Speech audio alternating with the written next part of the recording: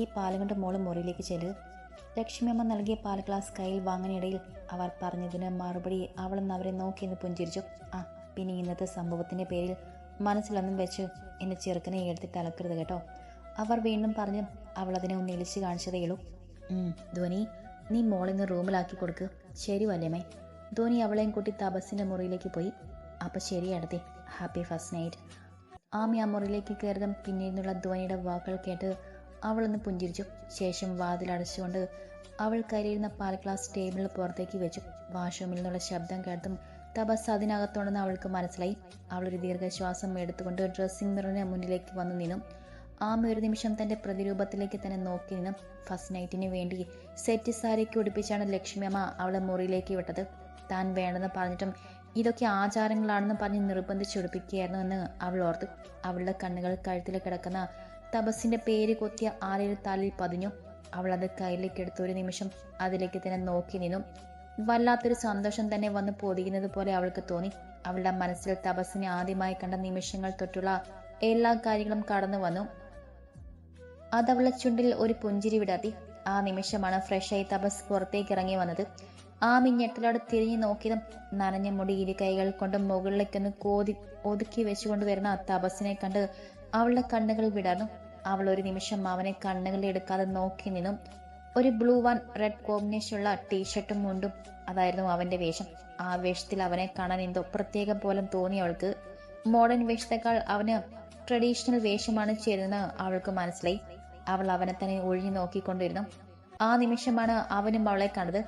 തന്നെ കണ്ണുകൾ എടുക്കാതെ അടിമുടി നോക്കിക്കൊണ്ട് നിൽക്കുന്ന പെണ്ണിനെ കണ്ട് അവന്റെ ചുണ്ടിൽ ഒരു പുഞ്ചിരി വിടർന്നു. അവൻ അവളുടെ അരികിലേക്ക് വന്ന് അവളുടെ ഇരു തോളിലുമായി കൈകൾ വെച്ചു. എന്താണ് പൊണ്ടാട്ടി, കെട്ടിയുടെ സൗന്ദര്യം ആസ്വദിക്കുകയാണോ? അവളുടെ ഇരു തോളിലും അമർത്തി പിടിച്ചുകൊണ്ട് അവൻ ഒരു കളിയാക്കലോട് ചോദിച്ചതും അവളൊന്ന് ഞെട്ടി.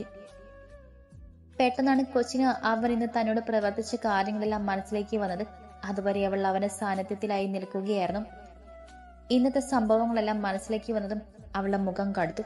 തന്റെ തോളിലിരുന്ന അവന്റെ കൈകൾ തട്ടി മാറ്റി അവനെ ഒന്ന് നോക്കി ഒന്ന് പുച്ഛിച്ചുകൊണ്ട് അവൾ സൈഡിലായിട്ടിരിക്കുന്ന സോഫയിലേക്ക് പോയി കിടന്നു. തന്നെ നോക്കി ദയനീയമായി നിൽക്കുന്നവനെ ഇടം കണ്ണിലൂടെ കണ്ട ആമയുടെ ചുണ്ടിൽ നേരത്തെ ഒരു പുഞ്ചിരി വിടാന്നു. എന്നെ കുറെ കളിപ്പിച്ചതല്ലേ പൊന്നുമാൻ, അതുകൊണ്ട് അവിടെ നിൽക്കും. കിട്ടിയതൊക്കെ പലിശയും കൂട്ടുപലിശയും ചേർത്ത് കൊടുത്തിട്ടേ ഉള്ളൂ ഈ ആമി. അതിപ്പോ കെട്ടിയാനായാലും ശരി, സ്വന്തം തന്തയാണേലും ശരി. അവനെന്ന് നോക്കി മനസ്സിൽ പറഞ്ഞിട്ട് ആമി പതിയെ കണ്ണുകൾ അടച്ചു. അതേസമയം പൂക്കൾ കൊണ്ട് അലങ്കരിച്ച ബെഡിലേക്ക് മാമയും മാറി മാറി നോക്കിക്കൊണ്ട് ഇച്ഛാഭംഗത്തോടെ നിൽക്കുകയായിരുന്നു തപസ്.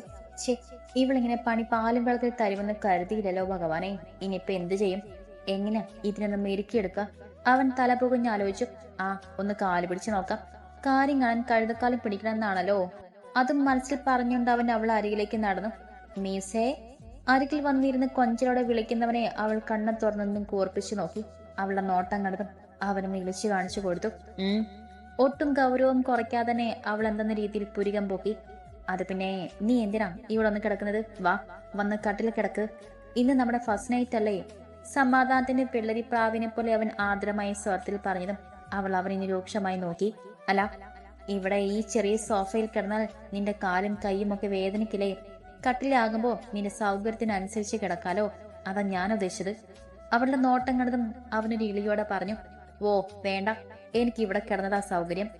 അവൾ അവനെ നോക്കി ഒന്ന് ചുണ്ടുകൂട്ടി പറഞ്ഞുകൊണ്ട് വീണ്ടും കണ്ണുകൾ അടച്ചു. ഇവളെ ഇന്ന് ഞാൻ, അതും മനസ്സിൽ പറഞ്ഞുകൊണ്ട് അവൻ ഒന്നുകൂടി അവളോട് ചേർന്നിരുന്നു. ആ, എന്ന് പറഞ്ഞാൽ എങ്ങനെയാ? എനിക്കും അറിയാലോ എന്റെ കൊച്ചിന് ഇവിടെ ഇങ്ങനെ കിടക്കാൻ നല്ല ബുദ്ധിമുട്ടാണ്. വാ, വന്നേ, നമുക്ക് കട്ടിൽ പോയി കെട്ടിപ്പിടിച്ച് കിടക്കാം. അവനൊരു വശ്യമായ പുഞ്ചിരിയോടെ പറഞ്ഞുകൊണ്ട് അവളുടെ കയ്യിൽ കൈ പിടിച്ചതും അവൾ ചാടി എഴുന്നേറ്റ് അവന്റെ കൈ തട്ടി മാറ്റിക്കൊണ്ട് അവനെ പിന്നിലേക്ക് ആഞ്ഞു തള്ളി. ദേ, എന്റെ ദേഹത്തെങ്ങാനും തൊട്ടാലുണ്ടല്ലോ, തന്റെ തല ഞാൻ അടിച്ചു പൊട്ടിക്കും. ചുണ്ടുകൾ കൂർപ്പിച്ചു വെച്ച് അവനെ നോക്കി വർദ്ധിച്ച ദേഷ്യത്തോടെ കൈ ചൂണ്ടിക്കൊണ്ട് പറയുന്നവളെ അവൻ പകപ്പോടെ നോക്കിയിരുന്നു പോയി. മ്യൂസേ, മ്യൂസല, ക്യൂസ്, അവൻ ദയനീയമായി വിളിച്ചതും അവൾ അവനെ രൂക്ഷമായി നോക്കി. ഇന്ന് രാവിലെ തൊട്ട് ഞാൻ തന്നെ എത്ര വട്ടമ്മ വിളിച്ചെന്ന് ഓർമ്മയുണ്ടോ തനിക്ക്? അവൾ അവനെ നോക്കി ദേഷ്യത്തോടെ ചോദിച്ചു കേട്ട് അവന് നിളിച്ചു കാണിച്ചു കൊടുത്തു. അത് പിന്നെ കല്യാണത്തിന് തിരക്കിൽ ഞാൻ നോക്കിയില്ല. നിരുപദ്രവകരമായ കള്ളം അവനങ്ങ് പറഞ്ഞു. ഓ, എന്നിട്ട് വൈകുന്നേരം മുതൽ ആ ഫോൺ തന്റെ കയ്യിലിരിക്കുന്നതും അതിൽ മാറി മാറി കോൾ വരുന്നതും ഏതു നേരവും അതിൽ തന്നെ നിങ്ങൾ കണ്ണും നട്ടിരിക്കുന്നതൊക്കെ ഞാൻ കണ്ടതാണല്ലോ. അവൾ അവനെ നോക്കി കൂർപ്പിച്ച് നോക്കിക്കൊണ്ട് ചോദിച്ചതും അവൻ കള്ളം പിടിക്കപ്പെട്ട കുട്ടിയെപ്പോലെ അവളെ നോക്കി മുഴുവൻ പല്ലും കാണിച്ചിളിച്ചുകൊണ്ടിരുന്നു. അത് പിന്നെ കല്യാണത്തിന് വരാൻ പറ്റാത്ത ഫ്രണ്ട്സൊക്കെ ഫോൺ വിളിച്ച് വിഷ് ചെയ്തപ്പോൾ ചെറുതായി ഒന്ന് എടുത്തു നോക്കി. ഏകദേശം ഒരു 143 മിസ് കോൾ ഉണ്ടായിരുന്നെന്ന് തോന്നുന്നു അല്ലേ? അവൻ അവളെ നോക്കാതെ പതിയെ പറഞ്ഞതും അവൾ ഇരു കൈകളും ഉയർത്തി അവന്റെ കഴുത്തിനെ പിടിക്കാൻ ചെല്ലുന്നതും അതുപോലെ കാണിച്ചു. തന്നെ ഉണ്ടല്ലോ, താനിനി നേരിൽ എന്നോട് മിണ്ടാൻ വരരുത്, പോയി അവിടെ എങ്ങാനും കിടന്നോ. അവൾ കട്ടിലേക്ക് കൈ ചൂണ്ടിക്കൊണ്ട് കാലിപ്പോടെ പറഞ്ഞതും അവൻ അവളെ വയറ്റോടെ അമർത്തി ചുറ്റിപ്പിടിച്ചു. ആഹാ, അങ്ങനെ പറഞ്ഞാൽ എങ്ങനെയാ പെണ്ണേ? ഇന്ന് നമ്മുടെ ഫസ്റ്റ് നൈറ്റ് അല്ലേ? അപ്പൊ പിന്നെ ഞാൻ അവിടെയും നീ ഇവിടെയും കിടക്കുന്നത് ശരിയാണോ? അവൻ അവളെ നോക്കി ഒരു കുസൃതി ചിരിയോടെ പറഞ്ഞതും തന്റെ വയറിൽ മുറുകുന്ന അവന്റെ കൈകൾ വിടുവിക്കാൻ ശ്രമിക്കുന്നിടയിൽ അവൾ അവനെ നോക്കി പല്ല് കടിച്ചു. ദേ തപസ്, എന്നെ വെറുതെ ദേഷ്യം പിടിപ്പിക്കരുത്, എന്റെ ദേഹത്ത് നിന്നും കൈയെടുക്ക്. അവൾ അവന്റെ കയ്യിൽ തന്നെ നഖം മാഴ്ത്തിക്കൊണ്ട് പറഞ്ഞു. വേദനയെടുത്തതും അവൻ പെട്ടെന്ന് അവളുടെ ദേഹത്തു നിന്നും കൈകൾ പിൻവലിച്ചു. നീ എന്താടി യക്ഷിയോ? കയ്യിലും കാലിലും ഒക്കെ നഖം വളർത്തി നടക്കാൻ. ദേഹം നന്നതും അവന് കലിപ്പായി. ആ, ഞാൻ യക്ഷി തന്നെയാ. ഇനി എന്റെ ദേഹത്തെങ്ങാനും തൊട്ടാൽ ആ കൈ മാന്തി പൊളിക്ക് മാത്രല്ല, നിങ്ങളെ ചോര ഊറ്റി പൊടിക്കാൻ ഞാൻ മടുക്കില്ല. അതും പറഞ്ഞ് അവനെ നോക്കിയെന്ന് പുച്ഛിച്ചുകൊണ്ട് അവൾ വീണ്ടും സോഫയിലായി കിടന്നു. ഓഹോ, അപ്പോ പൊന്നുമോള് രണ്ടും കൽപ്പിച്ചാണല്ലേ? ശരിയാക്കി തരാം. ഇനിയും അവളുടെ അനുനയത്തിന്റെ ഭാഷയിൽ നടക്കില്ലെന്ന് കണ്ടതും അവൻ പതിയെ നിലത്തുനിന്നും എഴുന്നേറ്റു. ദേ പെണേ, ഞാൻ അവസാനമായിട്ട് ഒന്നുകൂടി ചോദിക്കാം, നീ മര്യാദയ്ക്ക് കട്ടിൽ വന്ന് കിടക്കുന്നുണ്ടോ?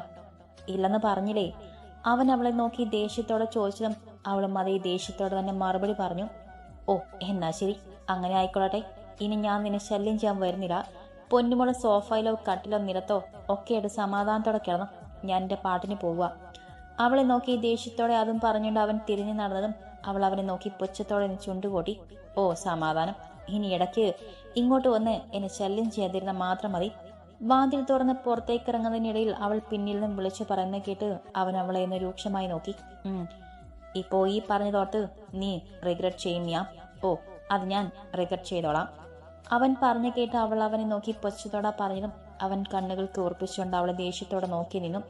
എന്നാൽ അവളിത് മൈൻഡ് ചെയ്യാതെ തിരിഞ്ഞു കിടന്ന കണ്ട് അവനൊരു നെടുവീർപ്പടെ വാതിൽ വലിച്ചടച്ചുകൊണ്ട് പുറത്തേക്കിറങ്ങി.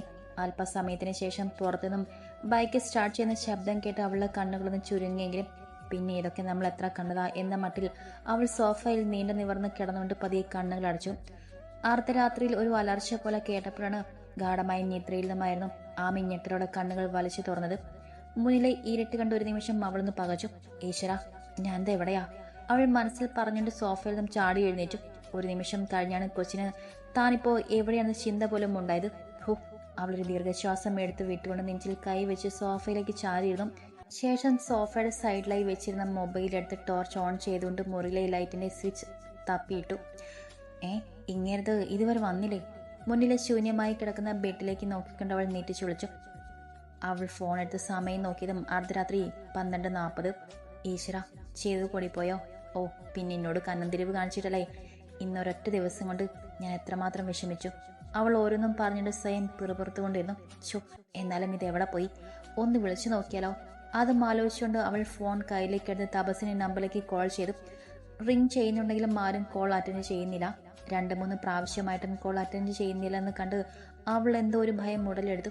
ഈശ്വര, പിണങ്ങിപ്പോയതല്ലേ? എന്തെങ്കിലും ആപത്ത്? ചുറ്റിനും ശത്രുക്കളാ. മിതിന്റെ അച്ഛനെയും ചെറിയച്ഛനെയും കുറിച്ചൊക്കെ ആലോചിച്ചതും അവളെ നെഞ്ച് പടപടാൻ മിടിക്കാൻ തുടങ്ങി. അവൾ വീണ്ടും 1-2 വട്ടം കൂടി അവന്റെ ഫോണിലേക്ക് വിളിച്ചു. നിങ്ങൾ വിളിച്ച നമ്പർ ഇപ്പോൾ കോളുകളൊന്നും സ്വീകരിക്കുന്നില്ല എന്ന മറുപടിയിൽ അവൾ ദേഷ്യത്തോടെ ഫോൺ സോഫയിലേക്ക് വലിച്ചെറിഞ്ഞു. എന്തിന് എന്നറിയാത്തൊരു ഭയം അവളെ പിടികൂടി. പെട്ടെന്ന് പുറത്തുനിന്നും ഒരു അലർച്ച കേട്ടതും അവൾ ഞെട്ടലോടെ ചാടി എഴുന്നേറ്റു. അതോടൊപ്പം കറണ്ട് കൂടി പോയതും അവൾ വല്ലാതെ ഭയന്നു പോയി. മൊബൈൽ ടോർച്ചിന്റെ വെട്ടത്തിൽ അവൾ ഡോർ തുറന്ന് പുറത്തേക്കിറങ്ങി. മുന്നിൽ കാണുന്ന ഇരുട്ടിലേക്ക് അവൾ ഭയത്തോടെ നോക്കി. എങ്ങനെയൊക്കെയോ തപ്പിപ്പിടിച്ചവൾ താഴ്ത്ത നിലയിലെത്തി. അച്ഛാ, അമ്മേ. അച്ഛൻ്റെയും അമ്മയുടെയും മുറിയുടെ വാതിൽ തട്ടിയെങ്കിലും അവിടെ ആരും ഉണ്ടായിരുന്നില്ല. പെട്ടെന്ന് മുകളിലത്തെ നിലയിൽ നിന്നും വീണ്ടും ഒരു അലർച്ച കൂടി കേട്ടതും ഭയം അവളെ ചുറ്റി വരഞ്ഞു. അവളെ ചെന്നീരുടെ വിയർപ്പ് കണങ്ങൾ ഒഴുകിയിറങ്ങി. എന്ത് ചെയ്യണമെന്നറിയാതെ അവളൊരു നിമിഷം അങ്ങനെ തന്നെ നിന്നുപോയി. പെട്ടെന്ന് അരത്തന്റെ വായ പൊത്തിപ്പിടിച്ചുകൊണ്ട് തൂക്കിയെടുത്തതും അവൾ അയാളുടെ കയ്യിൽ കിടന്ന് കുതിരി. വായ പൊത്തിപ്പിടിച്ചത് കൊണ്ട് തന്നെ അവൾക്ക് ഉറക്കെ വിളിക്കാനും കഴിയുന്നുണ്ടായിരുന്നില്ല. അയാൾ അവളെ പൊക്കിയെടുത്തുകൊണ്ട് സ്റ്റെപ്പുകൾ കയറി. അവൾ കൈയും കാലും ഇട്ടടിച്ചുകൊണ്ട് കുതിരാൻ ശ്രമിച്ചുവെങ്കിലും അയാളെ പെടുത്തം രക്ഷപ്പെടാൻ അവൾക്ക് സാധിച്ചില്ല. അയാൾ അവളെ നേരെ ടെറസിലേക്കാണ് കൊണ്ടുപോയത്. ടെറസിന്റെ വാതിൽ തുറന്ന് അവളെ നിലത്തേക്ക് നിർത്തിയതും അവൾ രക്ഷപ്പെട്ടതുപോലെ അയാളിൽ നിന്ന് അകന്നു മാറി. പെട്ടെന്ന് ടെറസിലാകെ ബീഡ്സ് ലൈറ്റിന്റെ മങ്ങിയ വെട്ടം നിറഞ്ഞു. അവൾ വിടർന്ന കണ്ണുകളോടെ ചുറ്റിനും നോക്കിയതും മുന്നിൽ കണ്ട കാഴ്ചയിൽ അവളുടെ കണ്ണുകൾ മിഴിഞ്ഞു വന്നു. ഞെട്ടലോടെ അവൾ തിരിഞ്ഞു നോക്കിയതും തന്നെ നോക്കിയൊരു കള്ളച്ചീരിയോടെ നിൽക്കുന്ന തപസ്സിനെ കണ്ട് അവളുടെ മുഖം കോർത്തു. യു അവൾ അവന്റെ അടുത്തേക്ക് ചെന്ന് അവനെ തലാനും പിച്ചാനും ഒക്കെ തുടങ്ങി. ഞാൻ എത്ര പേടിച്ചെന്നറിയോ? അറിയോന്ന്? തല്ലുന്നതിനിടയിൽ അവൾ ഓരോന്നും പദം പറയുന്നുണ്ട്. അവനൊരു ചിരിയോടെ അവളെ തിരിച്ചു നിർത്തി അവളുടെ ഇരു കൈകളും ലോക്ക് ചെയ്തു. നാളുകൾ കാത്തിരുന്ന് ആറ്റുനോറ്റ് കിട്ടിയ എന്റെ ഫസ്റ്റ് നൈറ്റ് എനിക്കങ്ങനെ വിട്ടുകളയാൻ പറ്റുമോ ഭാര്യയെ? അവൻ പറഞ്ഞു കേട്ട് അവളുടെ കണ്ണുകൾ ടെറസിന്റെ ഒത്ത നടുക്കായി സെറ്റ് ചെയ്തിരുന്ന ഫ്ലോർ ബെഡിലേക്ക് നീണ്ടു. വെറുതെ ഷീറ്റ് കൊണ്ട് വിരിച്ച അതിൽ നിറയെ റോസ് പെറ്റൽസും മുല്ലപ്പൂക്കളും വിടർത്തിയിട്ടിരിക്കുന്നു. അതിന്റെ 4 വശത്തുമായി സെന്റഡ് കാൻഡിൽസ് കത്തിച്ചു വച്ചിരുന്നു. കാൻഡിൽസിന്റെയും മുല്ലപ്പൂക്കളുടെയും ഗന്ധം അവിടമാക്കി നിറഞ്ഞു നിന്നു. അവൾ മുഖമുയർത്തി അവനെ നോക്കിയതും തന്നെ കണ്ണെടുക്കാതെ നോക്കി നിൽക്കുന്നവനെ കണ്ട് അവളുടെ മുഖമാകെ ചുവന്ന് കയറി. അപ്പോൾ എങ്ങനെ തുടങ്ങുമല്ലേ? അവനൊരു കുസൃതി ചിരിയോടെ ചോദിച്ചതും അവൾ അവനെ നെഞ്ചിലേക്ക് മുഖം അമർത്തി നിന്നു. അവനും അതേ ചിരിയോടെ അവളെ മൂർക്ക പുണർന്നു. അല്പസമയം അങ്ങ് നിന്ന ശേഷം അവൻ അവളെ ഇരു കൈകളിലുമായി കോരിയെടുത്തുകൊണ്ട് ഫ്ലോർ ബെഡിലേക്ക് കിടത്തി. ശേഷം അവനും അവളെ അരികിലേക്ക് കിടന്നുകൊണ്ട് അവളുടെ ദേഹത്തേക്ക് അമർന്നു. ഐ ലവ് യു മിയ, നിശ്വാസം പോലെ ആർദ്രമായ സ്വരത്തിൽ അവൻ പറഞ്ഞതും അവൾ കണ്ണുകൾ വിടർത്തിക്കൊണ്ട് അവനെ നോക്കി. ആ നിമിഷം അവൻ്റെ ചുണ്ടുകൾ അവളെ നെറ്റിയിൽ അമർന്നു. പതി അവിടെ നിന്നും ഇഴഞ്ഞ് അവളുടെ ഇരു കണ്ണുകളിലും ചുംബിച്ചു. ശേഷം മൂക്കിൻ തുമ്പിലും ഇരുക്കവളിലും താടിച്ചുഴിയിലുമൊക്കെ ചുംബിച്ചുകൊണ്ട് അവളുടെ പിങ്ക് നിറമാർന്ന തൊടുത ചുണ്ടുകളിൽ അവൻ്റെ ചുണ്ടുകൾ ചേർത്തു. കീച്ചുണ്ടു മാത്രം കടിച്ചു നുണഞ്ഞുകൊണ്ട് അവൻ പാതി തുറന്ന കണ്ണുകളോടെ അവളെ നോക്കി.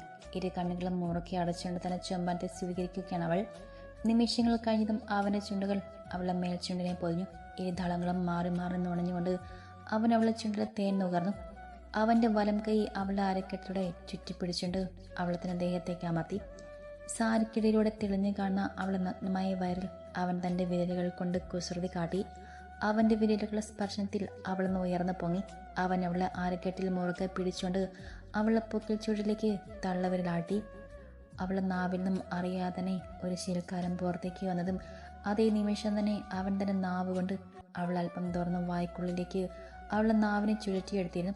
വന്യമായൊരു ചുംബനം അതിൻ്റെ അതിരുകൾ ലംഘിച്ചു തുടങ്ങിയിരുന്നു. നിമിഷങ്ങൾ കടന്നു പോയതും ഉമ്മനീരിനോടൊപ്പം രക്തത്തിന് ചുവ കൂടി അവർ ഇരുവരും അറിഞ്ഞു. അതോടെ അവൻ മനസ്സോടെ അവളെ മോചിപ്പിച്ചു. ദീർഘനേരത്തെ ചുമറ്റിൽ തളർന്നു പോയ ആമി പാതി വിടർന്ന കണ്ണുകളോടെ അവനെ നോക്കി. മിയ അവളെ നെറുകിൽ ഒന്നുകൂടി ചുംബിച്ചുകൊണ്ട് അവൻ അവളെ മൂർക്കപ്പുണർന്നു. അതോടൊപ്പം അവളുടെ കഴുത്തിലേക്ക് അവൻ തന്റെ മുഖം പൂഴ്ത്തി വെച്ചു. അവളുടെ കഴുത്തിലൂടെ അവൻ്റെ ചുണ്ടുകൾ ഓടി നടന്നു. അതോടൊപ്പം മാറിൽ നിന്നും അവളുടെ സാരിയും അവൻ അടർത്തി മാറ്റി. കഴുത്തിൽ നിന്നും അവൻ്റെ ചുണ്ടുകൾ താഴെ കയറിച്ചിറങ്ങി അവളുടെ മാറിലായി അമർന്നു. അവിടെ ആകെ ചുംബനങ്ങൾ കൊണ്ട് വർഷിച്ചു. ശേഷം മാറും കടന്ന് അവൻ്റെ ചുണ്ടുകൾ അവളെ അണിവേറിലെത്തിയതും അവൻ അവിടെ നിന്ന് അമർത്തി മുത്തി. അവളൊന്ന് പിടഞ്ഞുകൊണ്ട് അവൻ്റെ മുടിയിൽ കോർത്തു വലിച്ചു. നാവുകൊണ്ട് അവൻ അവളുടെ പൊക്കിൽ ചുഴിക്കും ചുറ്റും വൃത്തം വരച്ചു. അവൻ്റെ ഓരോ പ്രവൃത്തിയിലും അവൾ പിടഞ്ഞു പൊങ്ങുന്നുണ്ടായിരുന്നു.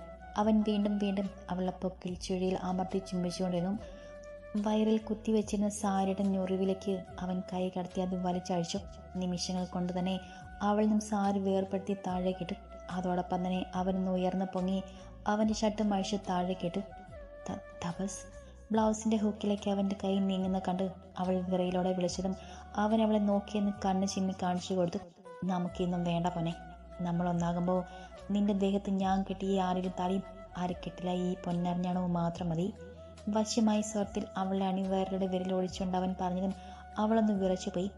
അവളുടെ പിടപ്പോടെ അവനെ നോക്കിയ അതേ നിമിഷം തന്നെ അവൻ്റെ കൈകൾ കൊണ്ട് അവളുടെ ദേഹത്തെ വസ്ത്രങ്ങളൊക്കെയും അവൻ അഴിച്ചു മാറ്റി. അതോടൊപ്പം അവനും തൻ്റെ ബാക്കിയുള്ള വസ്ത്രങ്ങളൊക്കെയും അഴിച്ചു മാറ്റി. പൂർണ്ണനഗ്നയെ തൻ്റെ മുന്നിൽ കിടക്കുന്ന തൻ്റെ പെണ്ണിനെ അവൻ കണ്ണെടുക്കാതെ നോക്കി. അവൻ്റെ നോട്ടം താങ്ങാനാകാതെ അവൾ മുഖം പൊത്തി. ഇരുവരുടെയും ശരീരം ചൂട് പിടിച്ചു തുടങ്ങി.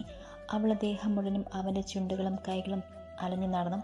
ശ്വാസനിശ്വാസങ്ങൾ ആ മുറിയിലാകെ അലയടിച്ചു. ഒരിക്കൽ കൂടി അവൻ അവളെ ചുണ്ടിലെ തേൻ നുകർന്നുകൊണ്ട് അവളിലേക്ക് അമർന്നു. തപസ് അവൻ നൽകിയ കഠിനമായ വേദനയിൽ അവൾ പിടഞ്ഞുപോയി. അവളുടെ കണ്ണുകൾ നിറഞ്ഞൊഴുകി. അവളുടെ കണ്ണിലും വീണ ഓരോ തുള്ളി കണ്ണുനീരും അവൻ തന്നെ ചുണ്ടുകൾ കൊണ്ട് ഒപ്പിയെടുത്തു. പൂർണ്ണചന്ദ്രനെയും നക്ഷത്രങ്ങളെയും സാക്ഷിയാക്കിക്കൊണ്ട് അവൻ അവളിൽ നിറഞ്ഞാടി. സമയം കടന്നു പോയിക്കൊണ്ടിരിക്കുന്നതിനോടൊപ്പം പൂർണ്ണമായും അവൻ അവളിലേക്ക് അലിഞ്ഞു ചേർന്നു. ഒടുവിൽ എല്ലാ അർത്ഥത്തിലും സ്വന്തമാക്കിക്കൊണ്ട് അവൻ അവളുടെ മാറിലേക്ക് തളർന്നു വീണു. ആ നിമിഷം രണ്ടുപേരുടെയും ചുണ്ടിലും മനോഹരമായൊരു പുഞ്ചിരി വിടർന്നു.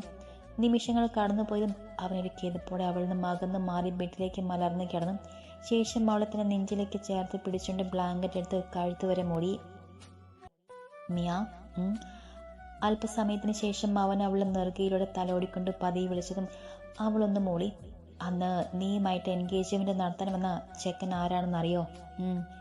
Mister Tapas Menon, son of mister Vishwanatha Menon.